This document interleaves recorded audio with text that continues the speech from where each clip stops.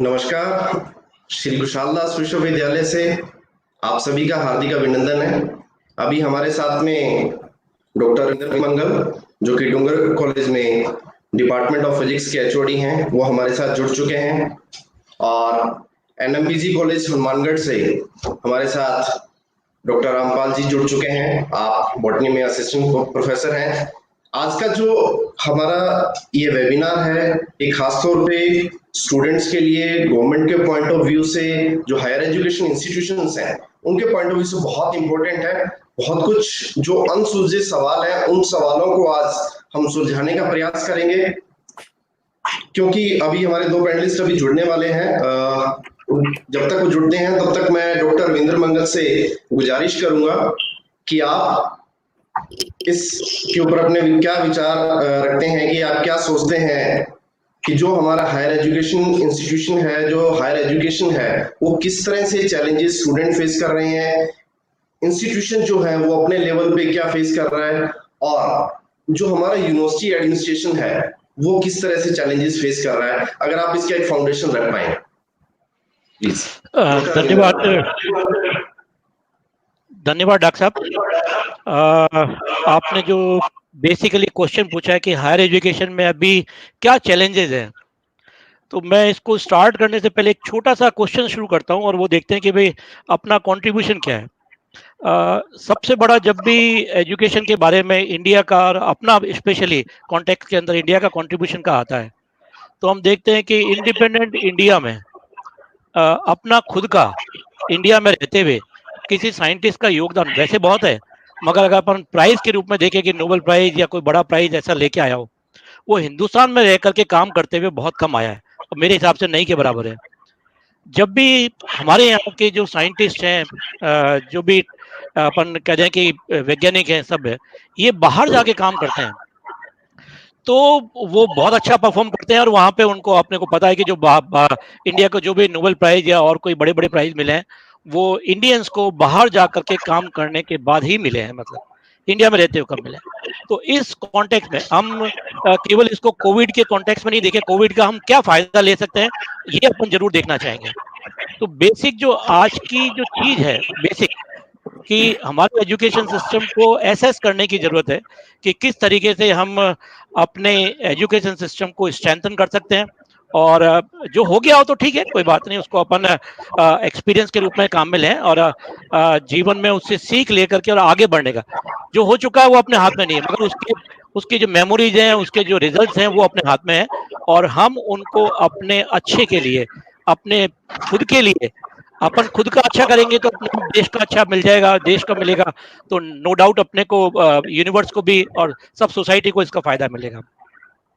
तो मैं एक छोटा सा आपके सामने एक इडियम्स के बारे में रखता हूँ, और वो जो हमारी पुरानी जो पुरातन संस्कृति है। अब एक छोटा सा मैं आपके साइटेशन दूं कि जब इंडिया इंडिपेंडेंस से पहले की बात करते हैं, प्री इंडिपेंडेंस की, तो वर्ल्ड की जीडीपी का 30% जो जीडीपी था वो इंडियन का था।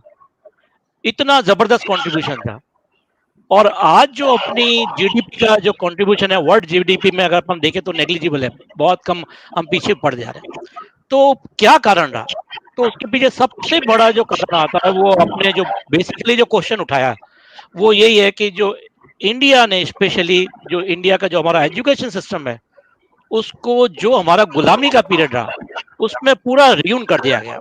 हमारी ओरिजिनल चीजों को डिस्ट्रॉय करके और अननेसेसरी जो अनवांटेड चीजें थी, या वो जो चाहते थे, मतलब यूं कहे कि फॉरेनर चाहते थे वो, क्योंकि घबराते इसी से थे कि भाई इंडियन हर जगह आगे निकल जाते हैं।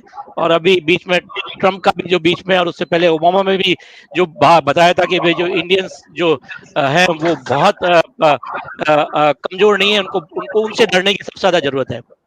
तो वो जो एजुकेशन सिस्टम जो उतना पुराना है, उसको थोड़ा नए कॉन्टेक्स्ट में रीजनरेट करने की जरूरत है। ये नहीं है कि हम उसको पूरा पूरा पूरा लेके आ जाए।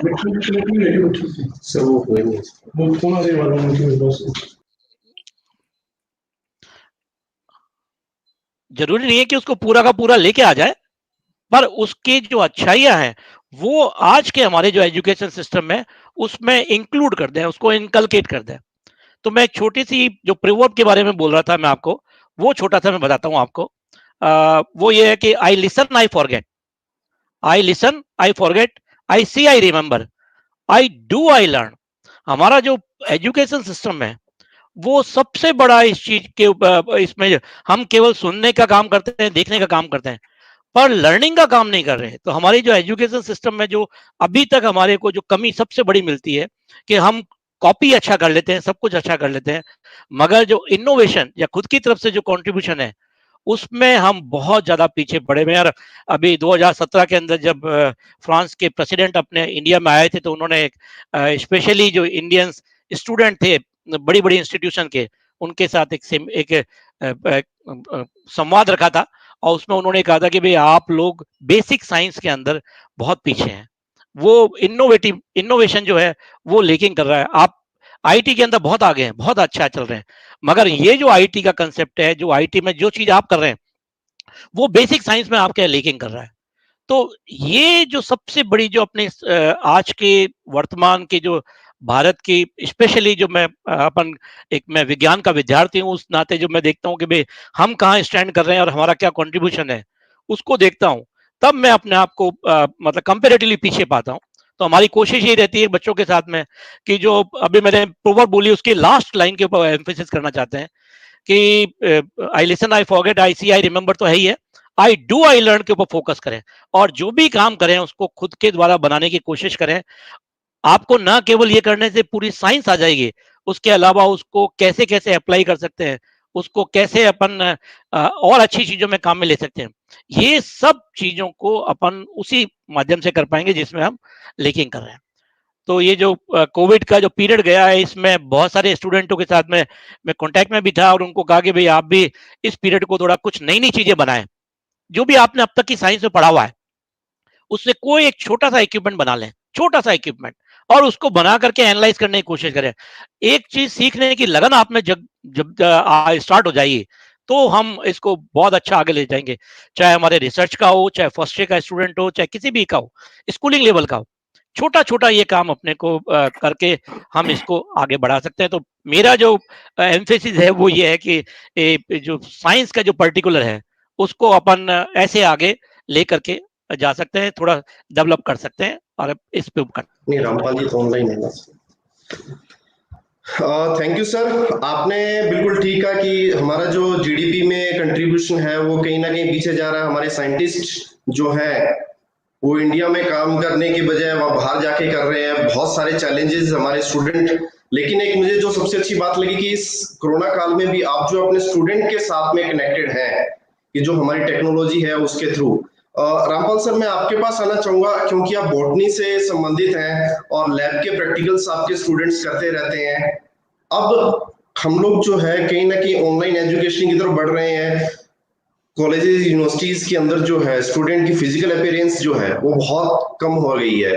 ये आने वाले समय में जैसा कि कहा जा रहा है कि हमें कोरोना के साथ में ही जीना है, हमारी जो पॉलिसीज जो फ्रेम हो रही हैं वो इस तरह से हो रही हैं कि हम कुछ पार्ट जो है ऑनलाइन एजुकेशन के थ्रू लें, कुछ पार्ट जो है कॉलेज यूनिवर्सिटीज में आके लें। तो कहीं ना कहीं जो स्टूडेंट खासतौर से प्रैक्टिकल सब्जेक्ट्स के बैकग्राउंड से आते हैं, फिजिक्स हुआ, केमिस्ट्री, बॉटनी, जूलॉजी, इस तरह के जो सब्जेक्ट्स हैं, ज्योग्राफी हुआ, साइकोलॉजी हुआ, तो इन स्टूडेंट्स को किस तरह के चैलेंजेस फेस करने पड़ेंगे और उन चैलेंजेस के क्या प्रोस्पेक्टिव सॉल्यूशन हो सकते हैं? डॉक्टर रामपाल। कोविद जी धन्यवाद। पहली बात तो जो आपने क्वेश्चन पूछा कि भाई साइंस के स्टूडेंट्स के लिए, क्योंकि साइंस के स्टूडेंट किस प्रकार से अब जो चैलेंजेस हैं हमारे सामने उनके से पार पाएंगे, तो शुरुआत में करूंगा इस बात से कि ऑनलाइन जो सिस्टम है जिसके थ्रू अभी इस चैलेंज से पार पाने की कोशिश की जा रही है, ये पूर्णतः हमारे इंडिया जैसे कंट्री के अंदर पॉसिबल नहीं है कि हम लोग पूर्ण रूप से सब कुछ जो बच्चे को है वो ऑनलाइन सिस्टम से प्रोवाइड कर सके। कहीं ना कहीं हमें फेस टू फेस मेथड को ट्राई करना पड़ेगा। ऑनलाइन सिस्टम है, उन ऑनलाइन सिस्टम से भी हम फेस टू फेस मुखातिब हो सकते हैं बच्चों से, स्टूडेंट से।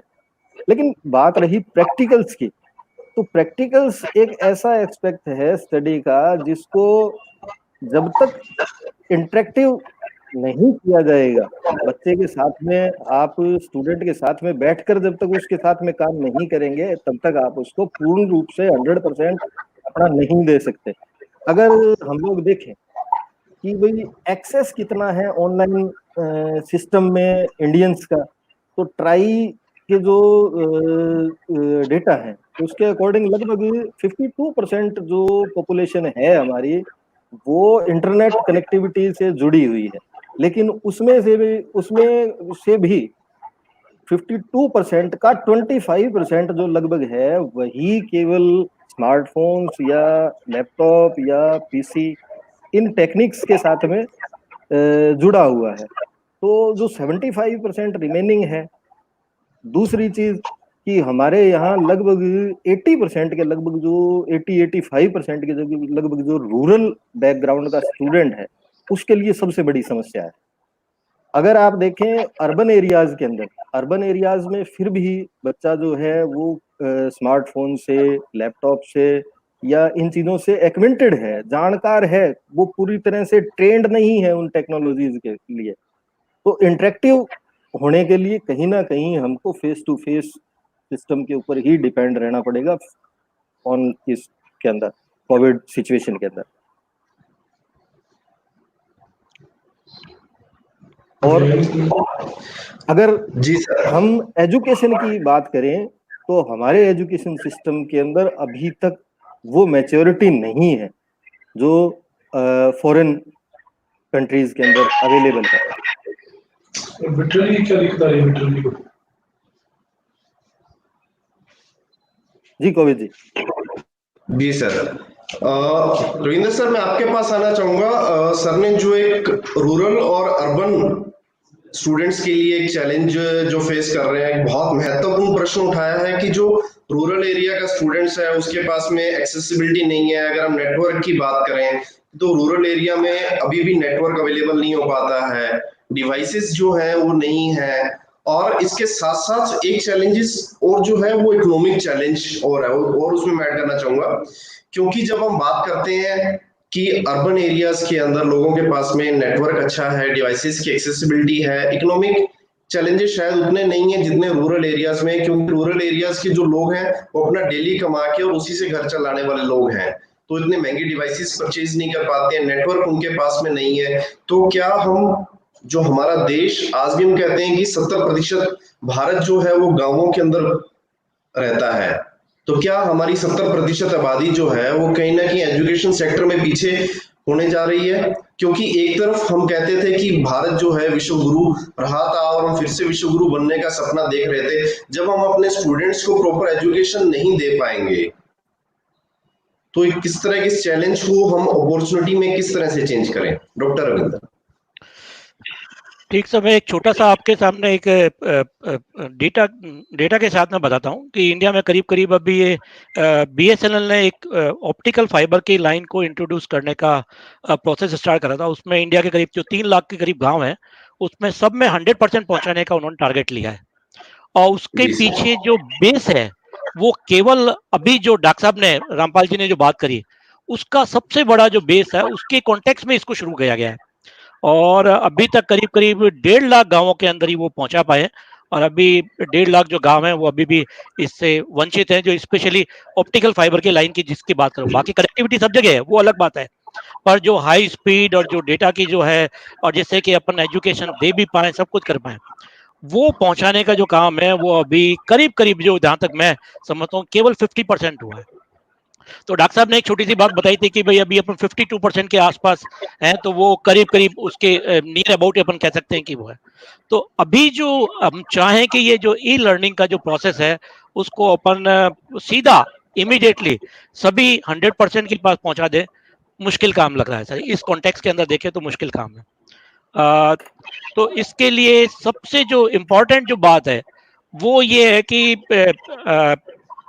बच्चों को वहां पे जो स्पेशली रूरल एरिया में वहां पे टीचर्स की जो प्रेजेंस है वही इसको बचा सकती है और कोई नहीं बचा सकता। कि या तो आप एक बार ये कर दें और फिर कनेक्टिविटी जब आप करें तो कनेक्टिविटी में भी ये दिक्कत है कि भाई हम सिटीज के अंदर रहते हैं, वहां पे भी आए दिन एक छोटी सी बारिश होती है, कोई आंधी आ जाती है तो फॉल्ट आ जाता है। ये एक छोटा सा घटना है, मैंने आपको मतलब कोई वो बातें नहीं कर रहे हैं अपन। इन परिस्थितियों में भी हमारे यहाँ कनेक्टिविटी खत्म हो जाती है बड़े बड़े शहर के अंदर। तो छोटे शहरों के अंदर तो अपन सोचना ही बहुत मुश्किल काम है। तो इसलिए जो डॉक्टर साहब ने जो क्वेश्चन बताया, वो जो कहा है, वो वास्तव में डिफिकल्ट है। और फिर दूसरा ये कि ये चैलेंज एक सब्स्टिट्यूट हो सकता है कि भाई टेम्परेरी अपन कर सके कि भाई अभी जो ये स्पेशली जो अभी पीरियड चल रहा है, इसमें जीरो से समथिंग जो भी आ रहा है, जीरो से हम जितना भी ऊपर जाएंगे वो गेन ही कर रहे हैं। यूं देखें अपन, हम जीरो से बस ये देखें कि भाई जीरो से हम ऊपर हैं, हमेशा कुछ ना कुछ लेने की कोशिश कर रहे हैं, चाहे कहीं से लेने की कोशिश कर रहे हैं। हाँ, यूट्यूब वगैरह, गूगल वगैरह से जो बहुत सारे हैं, कई अभी जो पिछले ये जो कोविड का पीरियड था, इसमें बहुत सारे लोगों ने अपने अपने पेजेस शुरू करे और उसमें अपने इनोवेटिव जो उनके पास और सजेशन थे, जो क्लासेस थी, वो देने की कोशिश करी। और ये जो स्पेशली ये पर्टिकुलर सेगमेंट है, ये एंड्रॉइड जो मोबाइल है, उनसे कोई भी बच्चा, चाहे वो गांव में रह रहा हो चाहे शहर में रह रहा हो, वो उससे थोड़ी सी जो 50% से ज्यादा जो कनेक्टिविटी है वो बड़ी है। तो उसका जरूर हम कह सकते हैं कि कुछ ना कुछ फायदा मिल सकता है। और जहां तक मैं ये देखता हूँ कि भाई अपन इससे और कैसे इसको आगे बढ़ा सकते हैं, तो ये है कि प्रैक्टिकल के बारे में, जैसे आपका एक बड़ा डॉक्टर साहब ने जो सजेशन कहा कि जो प्रैक्टिकल की जो प्रॉब्लम आ रही है, गवर्नमेंट ने एक प्लान करा है कि वर्चुअल लैब बना दी जाए। वर्चुअल लैब, क्योंकि मैं इस वर्चुअल लैब का जो राजस्थान का जो प्रोजेक्ट है, और उसमें स्पेशली जो 7 सिटी के अंदर वर्चुअल लैब जो बन भी गई हैं, उसमें से एक बीकानेर भी है, डूंगो कॉलेज भी है, और मैं इस प्रोजेक्ट के साथ में जुड़ा हुआ भी हूँ। तो उसके साथ मुझको पता है कि इसके साथ क्या क्या दिक्कत आती है। वर्चुअल लैब में बच्चों को ट्रेन करना बहुत मुश्किल है। एट ए टाइम एक बच्चा काम करता है। तो जहाँ अपने मैं अगर हमारे कॉलेज के कॉन्टेक्स्ट में बात करूं, तो साइंस के अंदर इनटेक हमारे 880 बच्चों का है फर्स्ट ईयर में। सेकेंड ईयर थर्ड ईयर का मिला करके 1300 बच्चे और हो जाते हैं। तो ये 2100 बच्चे तो केवल यूजी के हैं अपने पास। इन बच्चों को आप उस वर्चुअल लैब के ऊपर कैसे टाइम दे पाएंगे? ये पॉसिबल, वो ठीक है कि एक टीचर वो वर्चुअल लैब के ऊपर काम करता रहे और स्क्रीन के ऊपर आता रहे और दिख जाएगा, उससे आउटपुट नहीं मिलता है। अगर आप वर्चुअल लैब को रियल सेंस में करना चाहते हैं, तो आपको बच्चे को पता पड़ेगी भाई हाँ, ये पर्टिकुलर इंस्ट्रूमेंट है और इसके ये पर्टिकुलर नॉब्स हैं, इनको रोटेट करते हैं, इसको ये करते हैं, इससे ये करते हैं, और अपने हाथ से वो करके देखें, अब तो उसको समझ में आएगा। तो ये जो वर्चुअल लैब का जो कंसेप्ट है, ये अच्छा है। मैं ये नहीं कहता कि बहुत है, इसमें कॉस्टली बहुत है, ये मान के चलना। जैसे हमारे यहाँ भी जो लैब लगी है वो करीब 1.5 करोड़ रुपए की लगी है, तो बहुत कॉस्टली है, मगर वो एडवांसमेंट है। अपन नई नई चीजें इनोवेटिव कर सकते हैं। एक प्रैक्टिकल के साथ में आप 10 प्रैक्टिकल को डिजाइन करवा सकते हैं।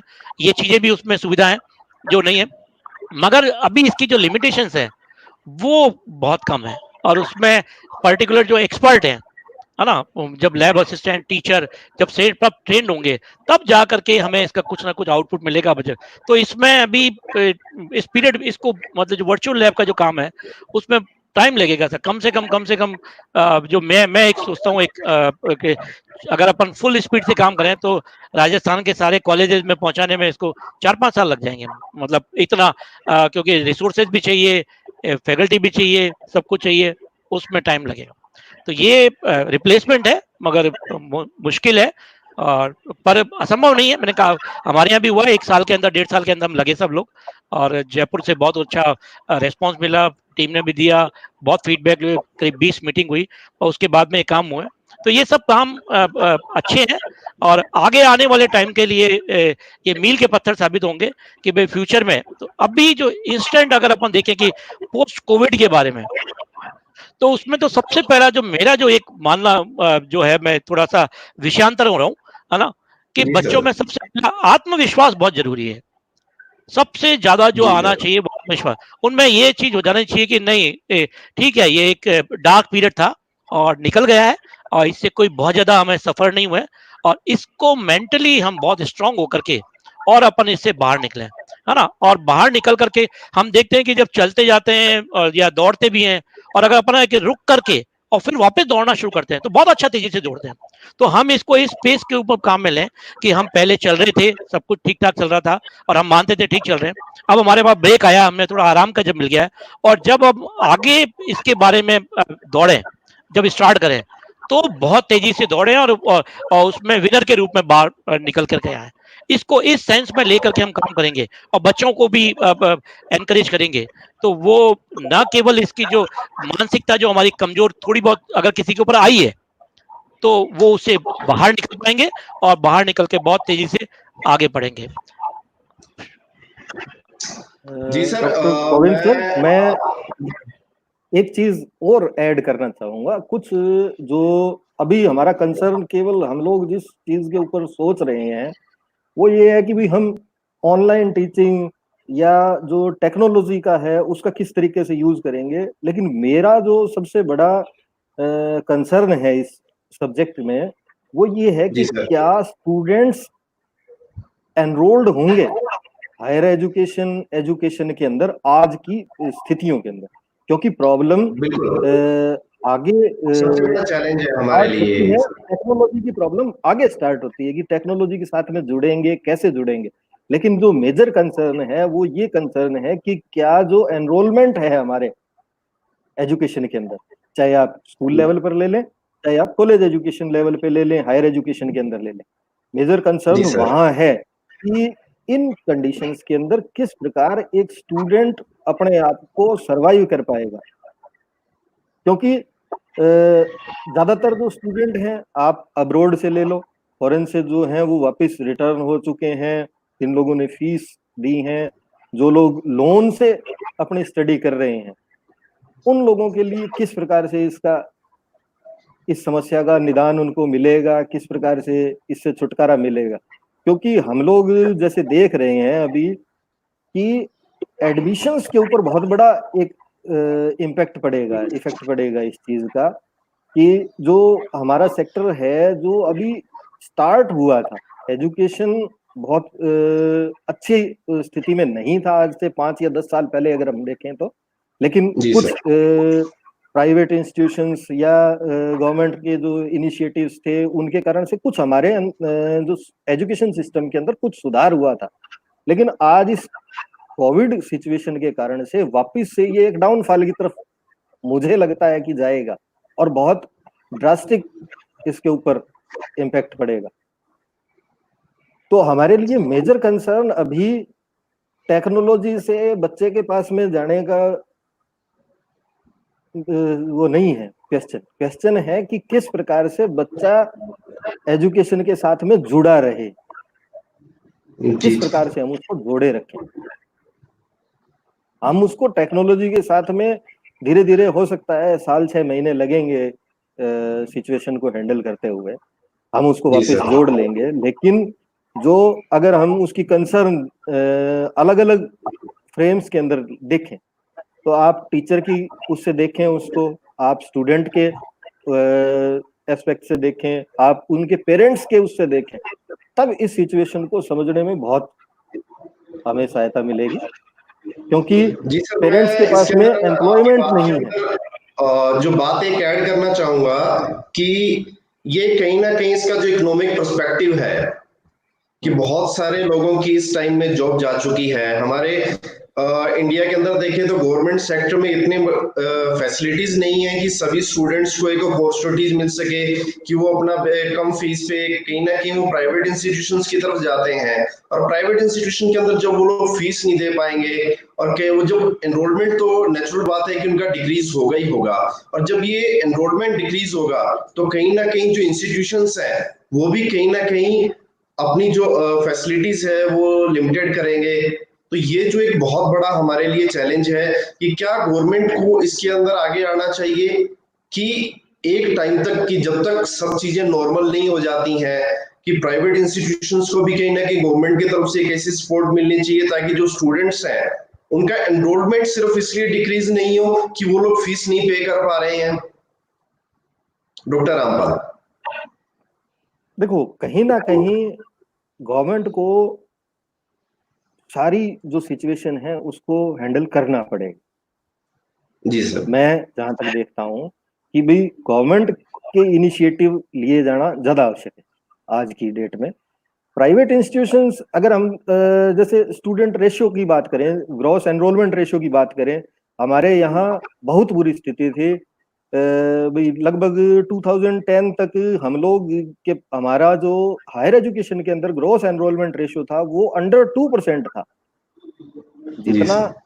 जो ग्रोस एनरोलमेंट रेशियो है उसमें केवल हायर एजुकेशन के अंदर आपके पास में 2%, और अब धीरे धीरे बढ़ता हुआ वो 5-6% के लगभग आया है। लेकिन स्थिति बहुत अच्छी नहीं है, और इस स्थिति के अंदर और स्थिति वर्ष हो गई है।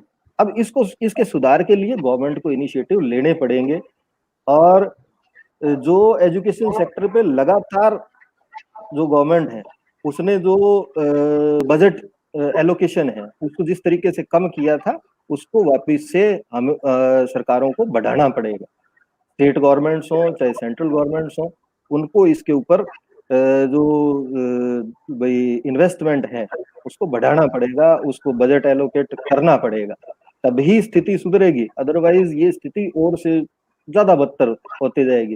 क्योंकि अगर आप देखें, आप हमारी जो विश्वविद्यालय है, जैसे हमारा जो जी बीकानेर सर। विश्वविद्यालय है, इसमें लगभग, मैं कोई कंफर्म डेटा नहीं है मेरे पास में, लगभग मैं सोचता हूँ 3 से 4 लाख स्टूडेंट रजिस्टर्ड हैं। और उन 3 से 4 लाख स्टूडेंट्स के अंदर अगर हम लोग देखें तो कितने लोग हैं जो इस सिचुएशन को हैंडल कर पाएंगे। क्योंकि मैं एक गवर्नमेंट कॉलेज का के अंदर जुड़ा हुआ हूँ, और वहाँ जी की सर। अगर सिचुएशन देखें तो हमारे पास में 90% जो है वो रूरल बैकग्राउंड का स्टूडेंट है, और उनके जो अर्निंग्स है उनके फैमिलीज की, वो भाई इतना ही है कि भाई वो हैंड टू माउथ की पोजीशन में है। Hand to mouth definitely sir. तो वो किस तरीके से सरवाइव करेंगे, ये सबसे बड़ी समस्या है। और इस सिचुएशन को कंट्रोल करने के लिए गवर्नमेंट को इनिशिएटिव लेने पड़े। आप अगर देखें प्राइवेट जी इंस्टीट्यूशन सर। है जो थोड़ा बहुत कुछ हेल्प कर रही थी इस सेक्टर के अंदर, उनमें जी बहुत सर। ज्यादा जो इंस्टीट्यूशंस हैं उनकी स्थितियां बहुत अच्छी नहीं है, क्योंकि हम लोग रात दिन इस चीज को ऑब्जर्व करते हैं। जी सर। अधिकांश जो है वो केवल चल रही हैं, अच्छे से नहीं चल रही हैं, केवल चल रही हैं। और ऐसी इंस्टीट्यूशंस का क्या होगा, आने वाला फ्यूचर क्या रहेगा, ये एक बहुत बड़ा क्वेश्चन है। और डॉक्टर रविंद्र, मैं सर की बात को आगे बढ़ाते हुए इसमें दो चैलेंजेस एक साथ और चीजें जो मतलब कि हमें देखने को मिल रही हैं, वो ये कि एक तो स्टूडेंट्स के अंदर भी स्ट्रेस लेवल कहीं ना कहीं बढ़ रहा है कि उनकी क्लासेस नहीं हो पा रही हैं, और इकोनॉमिक चैलेंजेस वो आ रहे हैं अपने इंस्टीट्यूशन, क्योंकि लंबे समय तो लॉकडाउन रहने की, क्योंकि जो पहला लॉकडाउन आया तो ये लगता था कि शायद उसके बाद में चीजें नॉर्मल होनी शुरू होंगी और जो उनके एग्जाम वगैरह हो जाएंगे। लेकिन जैसे जैसे 4 लॉकडाउन और 5वां लॉकडाउन की एजुकेशन सेक्टर को भी सबसे लास्ट में रखा गया है, तो कहीं ना कहीं जो स्टूडेंट के अंदर एक स्ट्रेस है कि वो अपने जो कॉम्पिटिटिव एग्जाम, जो +2 के जो स्टूडेंट्स थे वो कॉम्पिटिटिव एग्जाम देते थे, यूनिवर्सिटीज के एंट्रेंस एग्जाम देते थे, वो उनके नहीं हो पा रहे हैं। बहुत सारे स्टूडेंट जो है +2 बेस पे अपना एयरफोर्स, नेवी, आर्मी के अंदर अपने एग्जाम के लिए प्रिपरेशन करते थे, वो प्रिपरेशन नहीं कर पा रहे हैं, उनके एग्जाम नहीं दे पा रहे हैं।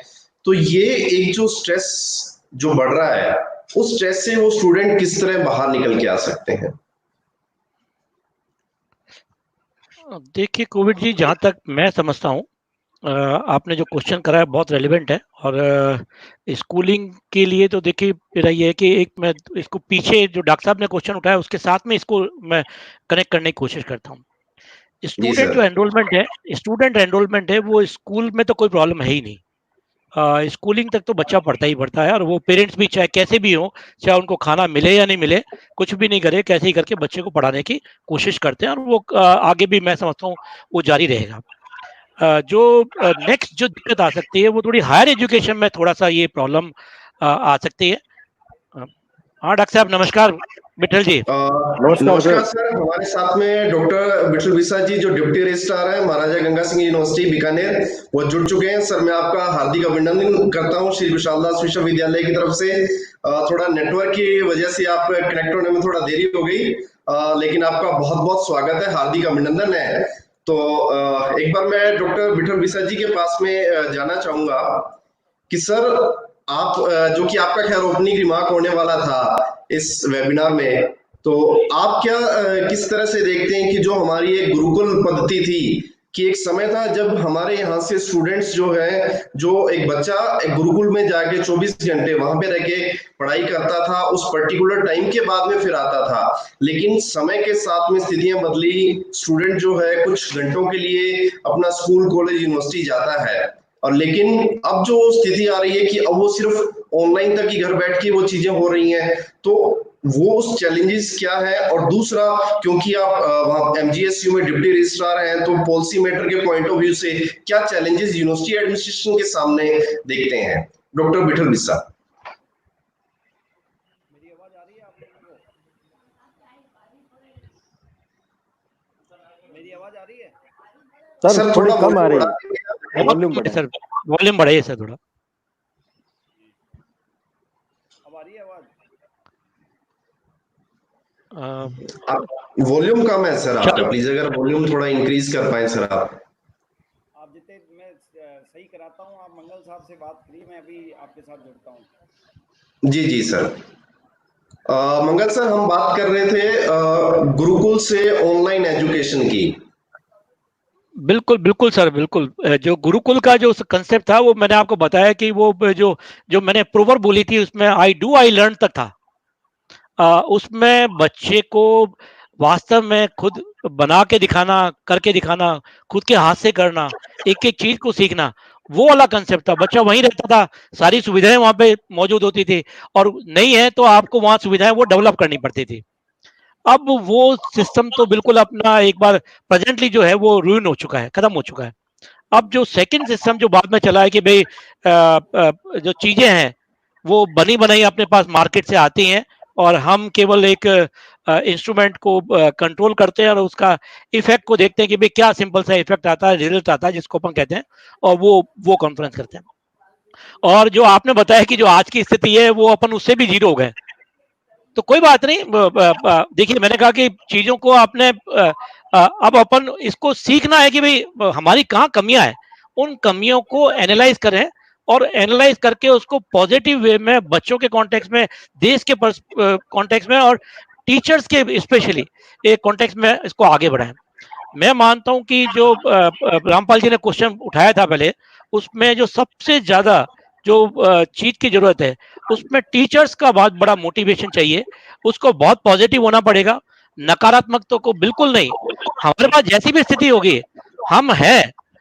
ये सोचना ही नहीं है कि भाई क्या हमारे में कमी है, कुछ नहीं है, ये सुविधा है, ये सब चलता रहेगा सर, है ना।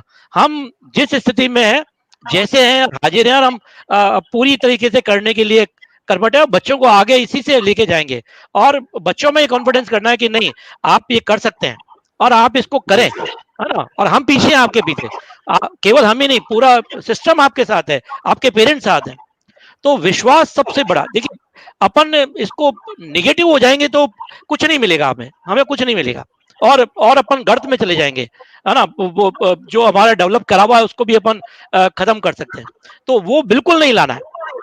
मैंने बताया कि अपन जीडीपी 30% वर्ल्ड की से अपन कहाँ पे आ गए, ऑलमोस्ट ऑल 1-2% पे आ गए। उसमें भी हम सर्वाइव तो कर ही रहे हैं ना, तो हमें इसको ठीक है बढ़ाना है। जैसे हमारे जो सारी जो सरकारें हैं, चाहे नेशनल लेवल की हो चाहे स्टेट लेवल की हो, वो स्किल डेवलपमेंट पे बहुत ज्यादा जोर दे रही है। हमारे राजस्थान गवर्नमेंट ने भी बहुत सारे कोर्सेज शुरू कर रखे हैं कि आप पढ़ाई के साथ में स्किल डेवलपमेंट करें। नेशनल गवर्नमेंट ने भी जी कर रखे हैं। सर। तो सभी का जो योग है वो ये है कि पढ़ाई के साथ साथ कुछ एड ऑन करते जाए, और उसमें हम सब मिलकर के इसको आगे बढ़ाने का कोशिश कर सकते हैं। शायद तिवारी साहब भी आ गए हैं, तो एक बार आप जी उनको भी, सर। है ना। हाँ, राज तिवारी जी, जो कि डायरेक्टर हैं चाणक्य क्लासेस हनुमानगढ़ से, आपका भी हार्दिक अभिनंदन है सर श्री कुशाल दास विश्वविद्यालय के इस प्लेटफॉर्म पे। मेरे ख्याल से डॉक्टर विठल बिस्सा जी की आवाज अब तक हम हमारे तक पहुंच रही है, तो आ रही है आवाज मेरी? विठल सर से मैं जी सर, आपकी आवाज आ रही है सर। एक बार मैं विठल सर के पास जाना चाहूंगा। देखिए, मैं थोड़ा लेट जुड़ा हूँ आप लोगों से, तकनीकी खामियों की वजह से।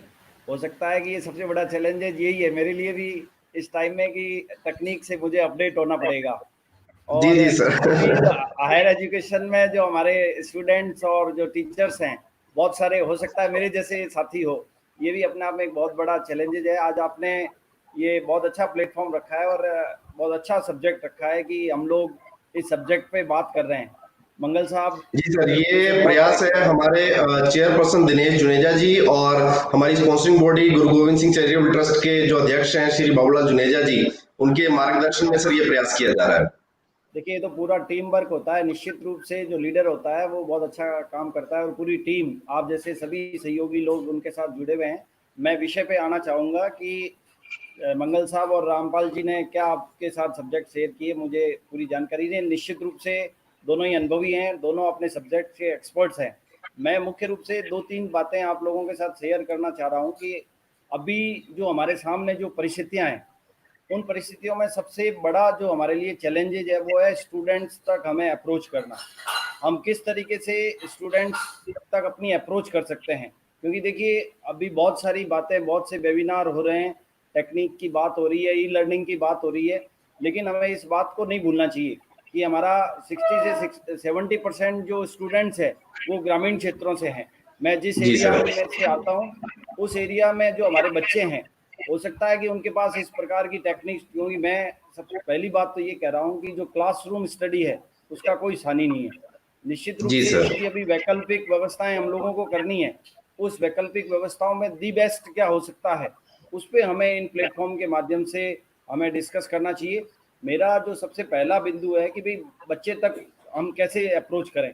सेकंड, बच्चे के पास पहुंचने के बाद में उसका इवैल्यूएशन कैसे करें, क्या माध्यम हो कि हम उसको इवैल्यूएट करके उस बच्चे का हम आकलन कर सकें कि उसको हमने जो पहुंचाया है वो उसको ग्रेस कर पाया या नहीं कर पाया है।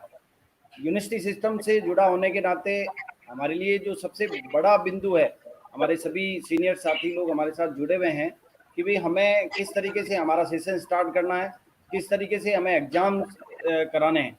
एग्ज़ाम्स कराने में भी सबसे बड़ी इम्पोर्टेंट चीज़ है कि भाई हमें जो मेडिकल प्रोटोकॉल है, उस मेडिकल प्रोटोकॉल को हम पूरा करके किस तरीके से उसको कर सकते हैं। तो मैं इन 2-3 बिंदुओं पे अपनी बात साझा करना चाहूँगा। निश्चित रूप जी से सर। जो हमारी जो ट्रेडिशनल जो अभी आप लोग बातचीत कर रहे थे कि जो हमारी ट्रेडिशनल प्रणाली थी, गुरुकुल के बारे में मैं सुन रहा था कि गुरुकुल प्रणाली या मेरा इसमें निश्चित रूप से समय बदला है, काल बदला है, परिस्थितियां बदली है। हमें भी चाहे वो टीचर्स हो चाहे स्टूडेंट्स हो, सबको उस हिसाब से अपने आप को अपडेट होना पड़ेगा।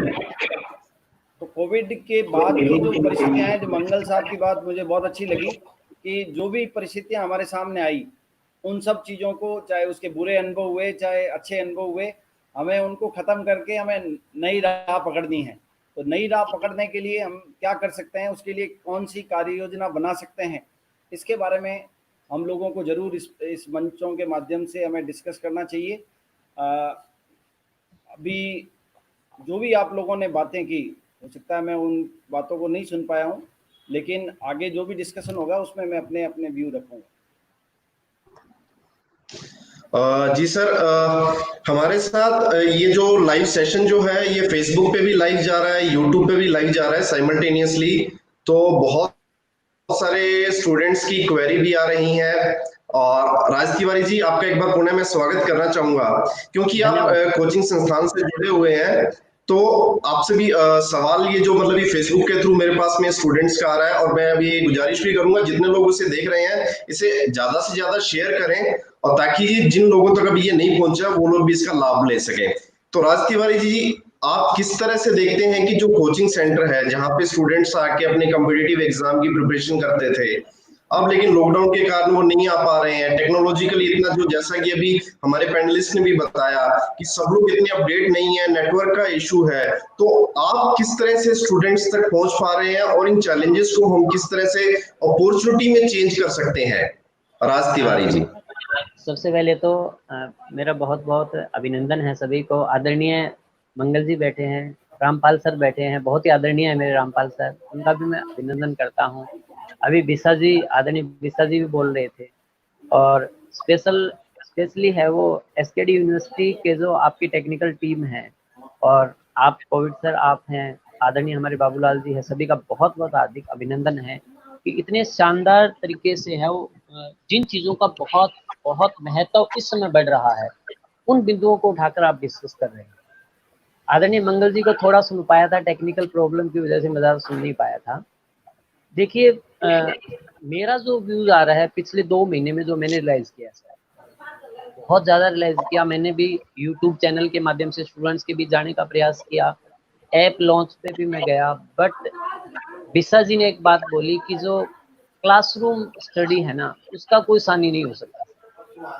सबसे बड़ी बात जो मैंने रियलाइज की है अभी तक, जितनी रियलाइज किया कि पर्सनालिटी डेवलपमेंट का जो है वो क्लासरूम है। Personality development is the most important की टू सक्सेस ए मैन। भी जो पर्सनालिटी डेवलपमेंट का काम है वो एक क्लासरूम कर सकता है। आदरणीय रामपाल जी बैठे हैं, मंगल सर बैठे हैं, इनसे ज्यादा कौन जान सकता है इस चीज को। रही बात स्टडी की, स्टडी इन्वायरमेंट की with coaching institute, coaching institute में वहां पर हमने जितना रियलाइज किया, करीबन 15 साल का एक्सपीरियंस जो मेरे पास है, कि स्टूडेंट जिस प्रकार से अपनी प्रॉब्लम को सोल्व, जिस प्रकार से अपनी प्रॉब्लम का चाहते हैं, निदान चाहते हैं, वो ऑनलाइन पे भी संभव नहीं हुआ। मैं जहां तक मैंने इस चीज को समझा है, मैं ये कह सकता हूँ कि ऑनलाइन क्लासेस सिर्फ हेल्प कर सकता है, मुख्य भूमिका में अभी नहीं है। और रही बात पूरे अपने क्षेत्र की बात करें, हनुमानगढ़ श्रीगंगानगर की नहीं, मैं सारे राजस्थान की भी बात करूं, बहुत सारे एरियाज ऐसे हैं जहां तक इनको अभी तक इनका पहुंचना भी संभव नहीं हुआ है। तो कहने का मतलब ये था कि इसका जो अपने को ऑप्शन, बहुत अच्छा ऑप्शन अगर देख सकते हैं, तो जैसे डिस्टेंस एजुकेशन पहले अपनी थी, डिस्टेंस एजुकेशन को ले रहे थे, तो उस तरह का अपने को सिस्टम अपनाना पड़ेगा। अभी इन दोनों के बीच का कोई रिश्ता निकाले। ऑनलाइन सहज नहीं पहुंच रहा है सबके पास। जैसे कल भी मेरा एक डिस्कस हुआ था, एक प्रोग्राम था, उसमें भी जैसे बुलाया गया था, तो वहां पर भी यही बात हुई कि ऑनलाइन क्लासेस का सब बात कर रहे हैं। मोबाइल, छोटा सा अपने बात कर ले, मोबाइल की बात कर ले। मोबाइल आज ठीक है, जैसे एक संख्या आती है, बहुत बड़ी संख्या है मोबाइल की, बट ऑनलाइन क्लासेस तक जाना और ये चीजें अभी प्रत्येक के लिए इजी नहीं है। तो ये प्रॉब्लम है सर। और मेरे हिसाब से तो सबसे बड़ी जो कोचिंग इंस्टीट्यूट की अगर अपने बात करें, प्रॉब्लम सॉल्विंग की बात करें, पर्सनालिटी डेवलपमेंट की बात करें, सबसे बड़ा रोल है वो उसका रहता है सर। जी सर, आपने बिल्कुल ठीक कहा कि जो face to face class teaching है उसका ऑनलाइन क्लास जो है सब्स्टिट्यूट नहीं हो सकती। मैं डॉक्टर विठल बिस्सा जी के पास में एक बार फिर आना चाहूंगा। फेसबुक के थ्रू हमें लगातार जो क्वेश्चन मिल रहे हैं उनमें से क्वेश्चन उठाना चाहूंगा कि सर जो पीएचडी रिसर्च स्कॉलर्स हैं, क्योंकि हमारे इस प्रोग्राम में अभी पीएचडी स्कॉलर्स जो डिफरेंट डिफरेंट यूनिवर्सिटीज के हैं, बीकानेर यूनिवर्सिटी से भी जुड़े हुए हैं, श्री कुशाल दास यूनिवर्सिटी के तो खैर जुड़े हुए हैं, राजस्थान यूनिवर्सिटी के भी स्टूडेंट जुड़े हुए हैं। उनका एक कॉमन सवाल जो निकल के आ रहा है वो ये आ रहा है कि जो पीएचडी रिसर्च स्कॉलर्स हैं वो किस तरह से इन चैलेंजेस को सॉर्ट आउट करें, क्योंकि उनके जो प्रैक्टिकल वर्क्स हैं, क्योंकि एक बार जो प्रैक्टिकल साइंस के स्टूडेंट्स खासतौर पे करना शुरू करते हैं, 3-4 दिन तक वो प्रैक्टिकल कंटिन्यू उसकी रीडिंग्स लेनी है, वो नहीं हो पा रहा है, वो अपनी लैब्स में नहीं जा पा रहे हैं। तो यूनिवर्सिटी एडमिनिस्ट्रेशन इस किस तरह सॉल्यूशन निकालने का इस बारे में सोच रहा है? डॉक्टर विठल बिस्सा जी। देखिए, रिसर्च के बारे में मैं आप लोगों को बताना चाहूँगा कि जो भी परिस्थितियाँ हमारे सामने बनी हैं, उन परिस्थितियों में जो भी बेस्ट वैकल्पिक माध्यम हमारे सामने हो सकते हैं, क्योंकि मैं साइंस का स्टूडेंट नहीं हूँ, लेकिन फिर भी मैं आप लोगों को बताना चाहूँगा कि हमारी यूनिवर्सिटी ने पिछले 15 दिनों में रिसर्च के मामले में एक बहुत बड़ी कार्य योजना बनाई है और शीघ्र ही आप लोगों के सामने वो कार्य योजना आएगी।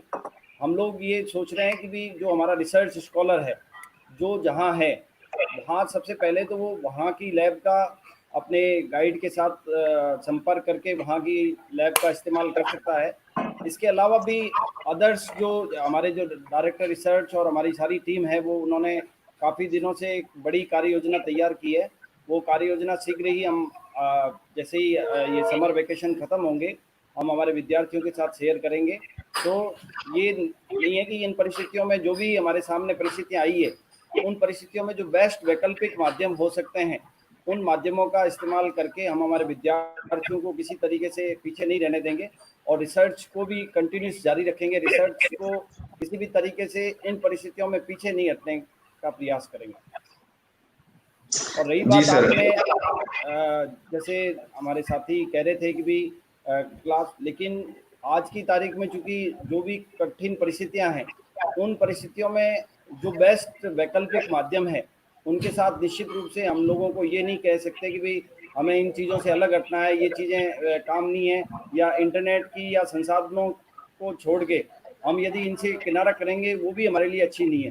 क्योंकि अभी जो परिस्थितियाँ उसमें जो सबसे बेस्ट वैकल्पिक माध्यम है, उन वैकल्पिक माध्यमों का भी हमें इस्तेमाल करना पड़ेगा, ताकि हमारा विद्यार्थी हमारे चाहे रिसर्च हो चाहे क्लास रूम हो टीचिंग हो, उनसे दूर नहीं रहे। तो इन वैकल्पिक माध्यमों का इम्प्लीमेशन कैसे अच्छे से अच्छे हो सकता है, चाहे वो रिसर्च के मामले में हो चाहे क्लास टीचिंग के मामले में हो, हमें इन प्लेटफॉर्म के माध्यम से ये डिस्कस करना है कि हम उसको कैसे, जो हमारे सामने जो व्यवहारिक कठिनाइयाँ आ रही है, उन व्यवहारिक कठिनाइयों को कैसे दूर किया जा सकता है। ये हमारे लिए सबसे बड़ा चैलेंजिंग है, और हमारे जो भी सीनियर साथी लोग बैठे हैं वो हमें इस तरीके से सजेस्ट करेंगे कि भाई हम इन वैकल्पिक माध्यमों का कैसे प्रयोग करें। जी सर, मैं डॉक्टर विशाल छाबड़ा जी का भी हार्दिक अभिनंदन करना चाहूंगा श्री विशाल दास विश्वविद्यालय की तरफ से। डॉक्टर रविंद्र मंगल, मैं अब ये, क्योंकि हमारा जो वेबिनार है फर्स्ट टेक्निकल सेशन जो है ये कंक्लूजन की तरफ बढ़ रहा है, तो आपके मैं कंक्लूडिंग रिमार्क्स लेना चाहूंगा, क्योंकि आप एचओडी भी हैं फिजिक्स डिपार्टमेंट के डूंगर कॉलेज के अंदर, और पॉलिसी मेकर में आपका जो यूनिवर्सिटी एडमिनिस्ट्रेशन में बहुत बड़ा रोल है। तो आप यूनिवर्सिटी सिस्टम के लिए लॉन्ग टर्म और शॉर्ट टर्म क्या स्ट्रेटेजीज देखते हैं? देखिए, मैंने कंक्लूजन के रूप में मैं कहता हूं कि सबसे पहला तो कि टीचर जो है वो मोटिवेटर के रूप में काम में करे। केवल अपना काम केवल टीचिंग से या लैब के अंदर प्रैक्टिकल कराने का नहीं समझे, वो अपने आप को एक मेंटर के रूप में पूरा काम में ले, और बच्चों में आत्मविश्वास पढ़ाई के साथ साथ, जैसी भी पढ़ाई होगी, जो भी मोड गवर्नमेंट और सभी जो इंस्टीट्यूशन लेंगे उसको लेते हुए मोटिवेटर के रूप में काम करें, और मैं हमेशा उत्साह में कमी नहीं आने दे। पहली चीज तो ये। दूसरा, अभी जो बिटल जी ने एक छोटा सा क्वेश्चन के रूप में बात कहा कि भाई किस तरीके से अपन काम कर सकते हैं कि जो पोस्ट कोविड वाली सिचुएशन में। तो देखिए, थ्योरी में तो चूंकि अभी क्लास के अंदर जो स्ट्रेंथ होती है वो 60-70 की होती है, उसमें अपने सोशल डिस्टेंसिंग हो नहीं सकती, मगर जो प्रैक्टिकल वाला जो पार्ट है ना, वहां पे चूंकि बैच कम स्टूडेंट का होता है, 20 का होता है, तो 20 की जगह हम 10 भी कर सकते हैं, और वहां पे बच्चों को इस समय को जो यूटिलाइज करना, जो बच्चा जैसे आपके पास क्लास में आए स्पेशली, तो वहां पे साइंस की क्लासेस में उसको ये करें कि जो एक लेकिंग रहती है, मैं मतलब थोड़ा सा कहने में हिचकिचा रहा हूँ, बाकी ये कि बच्चे प्रैक्टिकल से दूर भागते हैं, वो दूर भागने से उसको इस पीरियड को, चूंकि कम बच्चे मौजूद रहेंगे, ऑल्टरनेट उनको बुलाया जाएगा, कम बुलाया जाएगा, तो उनको प्रैक्टिकल के साथ में वही थ्योरी पढ़ा दी जाए, है ना, पूरी थ्योरी। जो अपन सिलेबस के ऐसे पोर्शन देख लें कि जो कौन कौन से थ्योरी के पोर्शन और प्रैक्टिकल के पोर्शन कॉमन है, वो एक साथ उनको करा दिए जाएं, और डिस्टेंस के साथ भी मेंटेन हो जाएगा, और समय का भी यूटिलाइजेशन हो जाएगा, और जो बच्चे ये करेंगे वो आगे इसको जीवन के रूप में काम में लेंगे। और लर्निंग के ऊपर मैंने बताया कि बच्चों को फोकस करवाना है कि भाई आप सीखते रहें, अपने अपने उनसे पर्सनल कांटेक्ट में रहें। ये सबसे बड़ा ये रहेगा कि आप बच्चों के साथ में अपना मोबाइल नंबर शेयर करें स्पेशली, और उनको कहें कि जब भी कोई परेशानी हो तो आप कॉल कर लें, कोई टाइम बता दें कि भाई सुबह 8 बजे से लेकर के शाम के 8 बजे तक करना है, कोई बात नहीं, सब परिवार के काम चलता है, मगर ये जो टफ पीरियड है इसमें हमें हमारे बच्चों के साथ में जुड़ना है, ये सबसे बड़ा उनके साथ में रहना। उनको लगना चाहिए कि भाई हाँ, टीचर जिसके ऊपर हम फेथ करते हैं वो हमारे साथ है, और हम उसके ऊपर फेथ कर सकते हैं।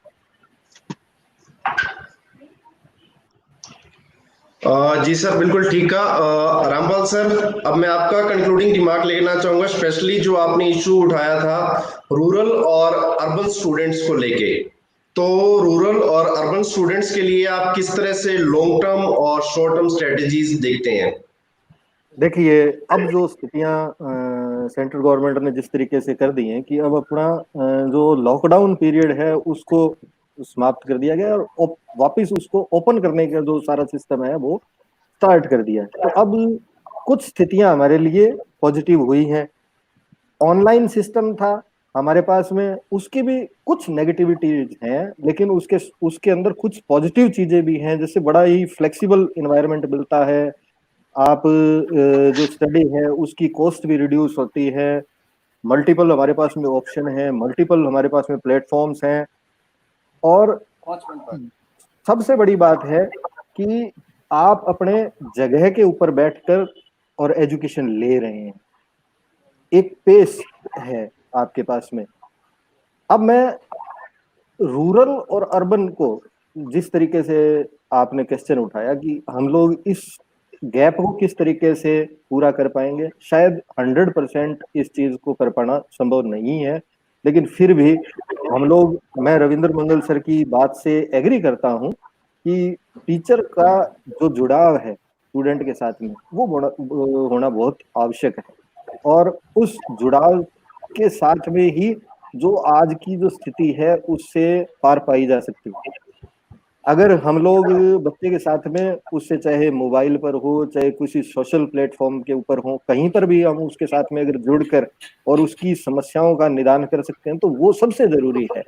हर चीज का के कुछ नेगेटिव्स होते हैं, कुछ पॉजिटिव्स होते हैं। तो अभी अगर हम ऑनलाइन सिस्टम को भी देखें तो उसके पॉजिटिव ज्यादा है, लेकिन कुछ टेक्निकल इश्यूज जो हर चीज के साथ में जुड़े हुए होते हैं, कमियां हर चीज में होती हैं। हमारी जो फेस टू फेस टीचिंग है उसमें भी कुछ समस्याएं होती हैं, क्योंकि हम उतना, एक तो टाइम जो है हमारे पास में वो टाइम बाउंड होता है। यहाँ आप 1 घंटे की क्लास को देने के लिए उसके अंदर जो नॉलेज देते हैं वो आप लगभग 30 मिनट दे पाते हैं एक्चुअल में, क्योंकि उस ड्यूरेशन में बच्चा आपके साथ में इंटरेक्ट करता है, बच्चा क्वेश्चन करता है, आप उसके आंसर देते हैं, डायरेक्ट फेस टू फेस आपकी मीटिंग होती है। दूसरी तरफ ऑनलाइन सिस्टम में अगर हम लोग देखें तो ऑनलाइन सिस्टम में सबसे बड़ी चीज है ये है कि भाई आप 3 या 4 घंटे की जो चीज है उसको एक लिमिटेड पीरियड के अंदर आप कंप्लीट कर सकते हैं, क्योंकि उसकी स्पीड जो है वो बढ़ जाती है। क्योंकि आप एक फेस टू फेस क्लास के अंदर आप एक डायग्राम ड्रॉ कर रहे हैं, उस डायग्राम ड्रॉ करने के अंदर आपको 10 मिनट लग रहे हैं। ऑनलाइन सिस्टम के अंदर जो चीज है वो ये है कि आपके पास में ऑलरेडी एक ड्रॉ डायग्राम है, आप उसी से उसको डिस्कस कर रहे हैं। तो हम लोगों को आज की जो स्थितियां हैं उन स्थितियों के अंदर जो हमारे पास में पॉजिटिव चीज है, मंगल साहब ने एकदम बिल्कुल करेक्ट बात कही कि हमें पॉजिटिव जो टीचर है उसकी जो सबसे बड़ा रोल है आज इस कंडीशन में, उसका रोल बढ़ जाता है।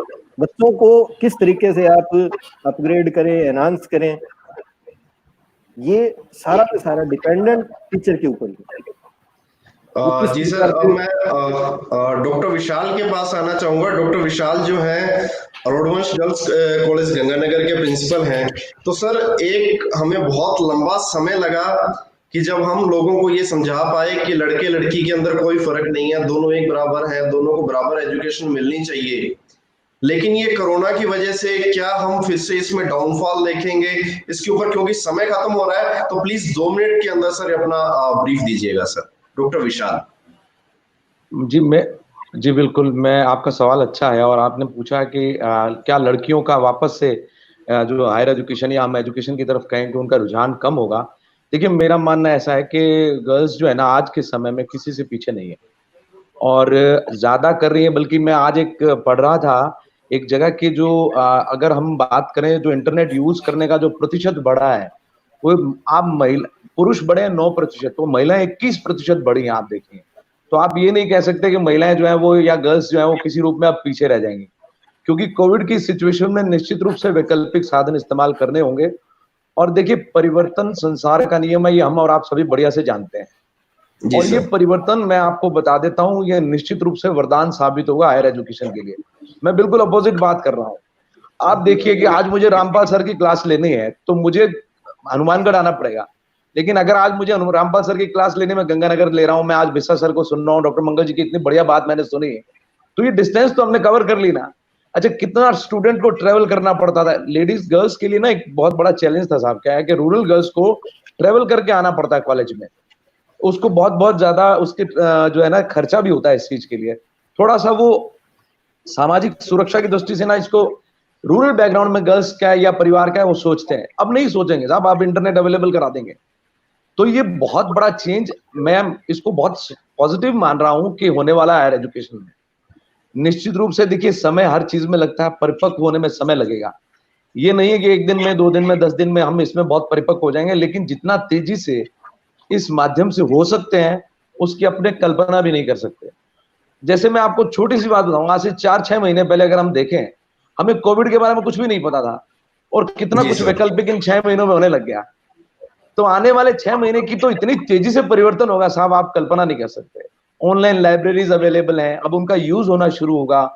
जैसे सर ने बताया, अभी मंगल सर बात कर रहे थे कि इस तरीके की लैब बनी हुई है जो वर्चुअल लैब्स हैं, अब तक इस्तेमाल में नहीं आ रही थी, अब इस्तेमाल में होना शुरू होंगी।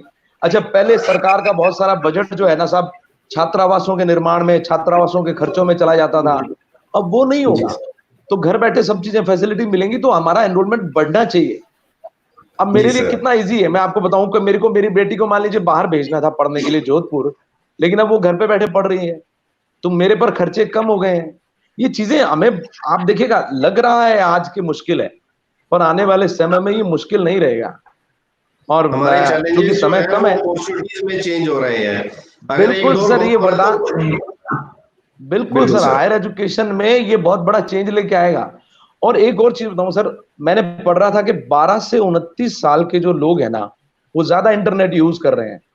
और आप देखिएगा कि 12 से 29 साल के लोग ही हमारे जो है ना, वो हमारा जो टारगेट सेक्टर है वही लोग हैं। 29 के बाद बहुत ज्यादा कोई पढ़ाई नहीं करते हैं, रिसर्च स्कॉलर्स भी ज्यादातर अर्ली एज में रिसर्च कंप्लीट कर लेते हैं। तो इसको जो अगर अपन माने ना, तो हम, अच्छा वो मोबाइल यूज करना जानता है, टेक्नो सेवी है, टेक्नो फ्रेंडली है, वो बहुत इजीली, अभी हम, आप देखिएगा, हम लोग अपने बच्चों से पूछते हैं, बेटा ये बता कैसे होगा, इसको बता कैसे अटैच होगा, उनके पास इसके सॉल्यूशंस हैं। तो ये बच्चों के लिए बहुत अच्छा हो गया सर, इंटरेस्टिंग हो जाएगा। मैं आपको बताऊं, इंस्टाग्राम पे क्लास की सूचना मिलेगी। सर आपको अगले सेशन में कंटिन्यू करेंगे हम लोग, क्योंकि ये जी सेशन का बिल्कुल। टाइम खत्म हो रहा है। तो मैं राज तिवारी सर, आप प्लीज, क्योंकि हमें विठल सर का कंक्लूडिंग रिमार्क भी लेना है, क्योंकि ओपनिंग नहीं ले पाए थे, तो मैं विठल सर के पास आऊंगा, लेकिन उससे पहले तिवारी सर आप 30 सेकंड में प्लीज अपना कंक्लूडिंग रिमार्क दीजिएगा सर। हाँ जी सर, मैं रामपाल सर और छाबड़ा सर से बहुत ज़्यादा सहमत, तो मेरे व्यूज़ को थोड़ा चेंज करते हुए कहता हूँ, इन्होंने बहुत अच्छी बात कही है कि इस चीज़ के जो नेगेटिव्स हैं उनको छोड़ते हुए पॉजिटिव को लेना है। जो भी पॉजिटिव्स हैं, और सर ने तो बहुत ही अच्छी बात कही कि अपना इतना यूटिलाइज टाइम का कम, जैसे यूटिलाइज का टाइम बहुत अच्छा होगा, डिस्टेंस जो है उसको कवर कर पाएंगे। तो मैंने भी बहुत अच्छा यहाँ से एक चीज़ लिया कि जो नेगेटिव्स हैं उनको छोड़कर पॉजिटिव की तरफ जाना है। मैं तो ये साथ निकलता हूँ जी, thank you sir. Vithal sir, आपका कंक्लूडिंग रिमार्क कि आप इस सारी सिचुएशन को किस तरह से देख रहे हैं, और आप क्या सोच रहे हैं कि इन चीजों को अपॉर्चुनिटीज में चेंज करें, और एडमिनिस्ट्रेशन के पॉइंट ऑफ व्यू से इनके और बेटर सॉल्यूशन क्या हो सकते हैं, कि जो पॉलिसी इंप्लीमेंटेशन, क्योंकि पॉलिसी बनाना एक बात है, लेकिन पॉलिसीज ऐसी हो कि जो इंप्लीमेंट हो सके हमारे सिचुएशंस को देखते हुए। निश्चित रूप से अभी जो हमारे सामने धरातल पे जो स्थितियां हैं, उन स्थितियों को ध्यान में रखते हुए देखिए, कोई भी परिस्थिति हमारे सामने आती है उसके मेरिट्स और डिमेरिट्स होते हैं। अभी कुछ लोग मेरिट्स की बात कर रहे थे, कुछ डिमेरिट्स की बात कर रहे थे, लेकिन हमें बेस्ट जो हमारे पास वैकल्पिक साधन है उनका कैसे बेस्ट सॉल्यूशन हो सकता है, हमें इस और अग्रसित होना चाहिए, और धरातल को हमेशा ध्यान रखना चाहिए। धरातल पे जो प्रॉब्लम्स है उनका कैसे सॉल्यूशन हो सकता है आने वाले समय में, हम उसी और प्रयास करें। और मेरा एक लास्ट सजेशन, जो मैं मंगल साहब से सहमत हूँ, कि हमें थोड़ा सा अब टीचर स्टूडेंट्स के बीच में जो रिलेशन है उसको फ्रीनेस करना पड़ेगा। एनी टाइम टीचर्स, जैसे पहले बहुत सारे हमारे भी टीचर होते थे, बड़ा डेकोरम मेंटेन करते थे, लेकिन इसका फ्रीनेस का मतलब ये नहीं है कि बच्चा टीचर्स के प्रति अपनी मर्यादा खत्म करे, लेकिन टीचर्स उसके लिए एनी टाइम अवेलेबल हो सके, ऐसी व्यवस्था हो, टीचर्स के मन में ऐसा दृष्टि पैदा हो कि बच्चा यदि रात को 10 बजे भी मेरे साथ ऑनलाइन जुड़ना चाहता है, या वो वो अपनी कंफर्टेबल जोन में उन बच्चे के साथ जुड़े, तो इस परिस्थितियों में इस तरीके का जो है वो बेस्ट रिजल्ट निकल सकता है। तो टीचर स्टूडेंट को हमें फ्रीनेस देनी चाहिए, ये मेरा लास्ट सजेशन है। Thank you so much sir. Definitely हम ये मान के चलते हैं कि जो आपके सजेशंस हैं, जो आउटपुट हैं, डेफिनेटली वो इम्प्लीमेंट हो पाएंगे। टीचर स्टूडेंट के बीच में जो गैप है कहीं ना कहीं वो खत्म होगा, कि एक जो हम ये सोचते थे कि 10 से 5 का कॉलेज है, 10 से 3 का कॉलेज है, वो शायद 24 आवर ना हो, तो लेकिन वैसी कुछ स्थितियां बनने की उम्मीद जगती है। तो मैं डॉक्टर विठल बिसा जी, जो डिप्टी रजिस्ट्रार MGSU, आपका विशेष रूप से धन्यवाद करता हूँ कि आपने अपने काफी बिजी शेड्यूल में से हमारे लिए समय निकाला। Doctor Ravindra Mangal, HOD physics department Dungar college से, doctor Rampal assistant professor botany NOBG college से, डॉक्टर विशाल छाबड़ा प्रिंसिपल हैं जो रोडवंश गर्ल्स कॉलेज के, और राज तिवारी जी जो डायरेक्टर हैं चाणक्य क्लासेस के। आप सबका मैं श्री कुशाल दास विश्वविद्यालय की तरफ से और जितने भी हमारे साथी फेसबुक पे और यूट्यूब पे हमारे साथ लाइव जुड़े हैं, आप सबका विशेष धन्यवाद करना चाहूंगा। इसके साथ ही हमारी लीडरशिप श्री बाबूलाल जुनेजा जी, दिनेश जुनेजा जी और हमारे honourable vice chancellor professor M K Gadolia, हमारे रजिस्ट्रार डॉक्टर राजेश कसवा और सभी स्टाफ मेंबर की तरफ से आप सबका बहुत बहुत धन्यवाद। धन्यवाद। आपका भी धन्यवाद सर।